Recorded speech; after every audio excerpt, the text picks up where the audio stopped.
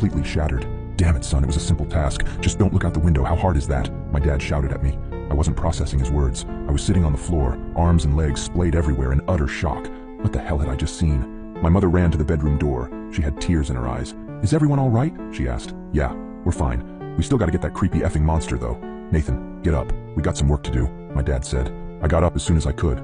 My dad thrust the shotgun into my arms and marched downstairs. He opened the basement door and descended, coming back with a machete and some kind of spray bottle. He sprayed the liquid onto the machete before walking to the front door and wait. "Dad, what are you doing?" I asked, confused. I was just traumatized, and now my dad is waiting at the door, machete in hand like he was about to kill someone. Instead of a response, my dad just hushed me. The house was quiet for several seconds before a loud banging and howling came at the front door.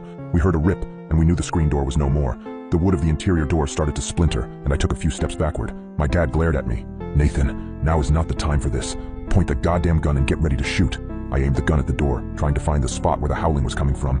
The door was strong, but it wasn't indestructible. The creature burst through the door, and I pulled the trigger in a moment of terrified panic.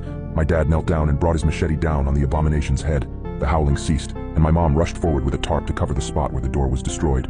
"Honey, are you okay?" my mom asked for the second time that night. She came up to me and kissed my cheeks, as if to make sure I was still there.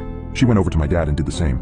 "We're okay, both of you, get in the basement. I gotta clean this up." I asked, "Basement? Why the basement?" Everything was going by at the speed of light, and I couldn't help but question everything that was happening at the moment.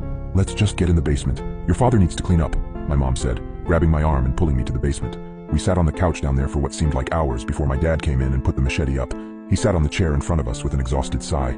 The three of us sat in silence for a few minutes. In that time span, my brain was able to come up with a coherent sentence. "Dad, what was that thing?"